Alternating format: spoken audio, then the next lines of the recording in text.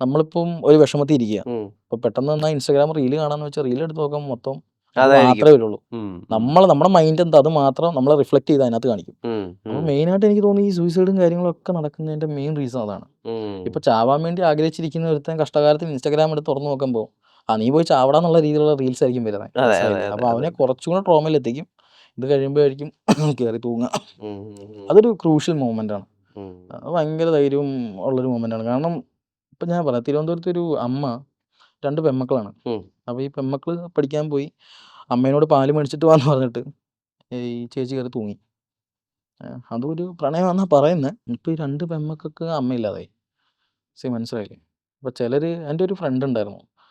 അത് എനിക്ക് ഭയങ്കര വിഷമം പിടിച്ചൊരു സംഭവം എന്താണെന്ന് വെച്ചാൽ, ഇവൻ എന്നെ 3 ദിവസം മുമ്പേ വിളിച്ചു. ഉം. വിളിച്ചിട്ട് എന്നോട് പറഞ്ഞു, അളിയാ ഒരു 100 ഉണ്ടോന്ന് ചോദിച്ചു. ഉം. ഞാൻ പറഞ്ഞു, അളിയാ 100 ഉണ്ട് തരാമെന്ന് പറഞ്ഞു. കൊടുത്തു കഴിഞ്ഞിട്ട് അവൻ പറഞ്ഞു, അളിയാ നാട്ടിൽ വരുമ്പോൾ വിളിക്കണേ, ഇടയ്ക്കിടയ്ക്ക് നമ്മളെയൊക്കെ വിളിക്കണേ അളിയാന്ന് പറഞ്ഞു. 3 ദിവസം കഴിഞ്ഞിട്ട് ഞാൻ അറിയുന്നത് ഇവൻ തൂങ്ങിയെന്നാണ്. അപ്പം നാട്ടിൽ ചെല്ലുന്ന ടൈമിൽ എൻ്റെ കൂടെ തോളിൽ കൈയിട്ട് ഒരുമിച്ച് ചായ കുടിച്ച് ഒരുമിച്ച് വടയും കഴിച്ച് ഞങ്ങളിവിടെ അങ്ങോട്ടും ഇങ്ങോട്ടും തേരാപ്പേര നമ്മളൊപ്പം നടന്ന ഒരുത്തൻ പെട്ടെന്നൊരു ദിവസം ഞാൻ അറിയുന്നത് തൂങ്ങി മരിച്ചു എന്നുള്ളതാണ്.